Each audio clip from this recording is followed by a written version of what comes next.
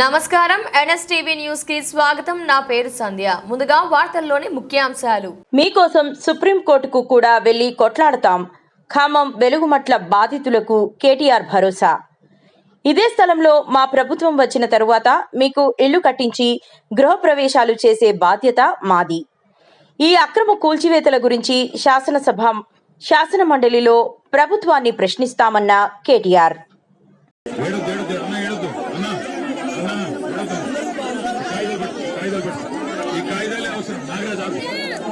మీ అందరికీ నా ప్రార్థన, మీ అందరితో మీ దగ్గర అన్ని కాయిదాలు ఉన్నాయి.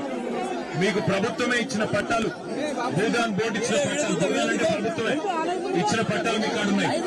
మరి మీకు గతంలో మీరు ఇక్కడ ఇంటి పన్ను కట్టిన దాఖలాలు ఉన్నాయి. అట్లాగే గతంలో ఇక్కడ కరెంట్ స్తంభాలు ఉండేది. ఇవాళ ఇందిరమ్మ రాజ్యం అని చెప్పి ఇల్లు కట్టే కార్యక్రమానికి ప్రభుత్వం శ్రీకారం చుట్టింది. మీకోసం కొట్లాడడానికి, మీకు ధైర్యం చెప్పడానికి, మీకేమి కాదు పట్టాలు మళ్ళీ మీకు ఇక్కడే ఇప్పించడానికి మనందరం వచ్చింది. దయచేసి నా రిక్వెస్ట్ మీ అందరితో, మీరు ఇట్లా హడావుడు చేస్తే ఎట్లా, హడావుడు చేయకండి. అన్ని ఉన్నాయి, కాయిదాలు అన్ని ఉన్నాయి, కోర్టు ఆర్డర్లు ఉన్నాయి, కాయిదాలు ఉన్నాయి. మీకోసం కొట్లాడతాం. అవసరమైతే సుప్రీంకోర్టుకైనా పోయి కొట్లాడతాం, శాసనసభలో కొట్లాడతాము. వదిలిపెట్టాం వచ్చింది అందుకు.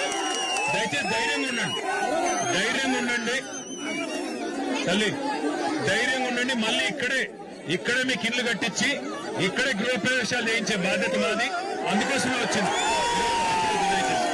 ఎవరు భయపడద్దు, ఎవరు ధైర్యపడద్దు, ఎవరు ఎక్కడికి పారిపోద్దు. నేను మీ అందరికి చెప్పేది ఏమంటే ఐకమత్యంగా ఉండండి. చెడగొడతారు, మిమ్మల్ని విడదీస్తారు.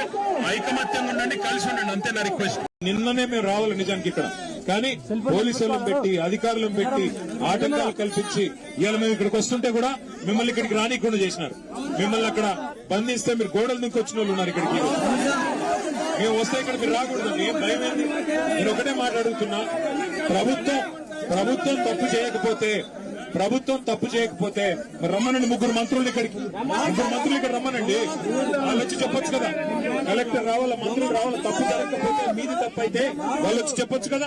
ఎందుకు ధైర్యం లేదు? తప్పు చేశారు. ఇంకొక మాట నిన్న మొన్న ఆర్టీఓ గారితో ఇల్లు కొలగొట్టించారు.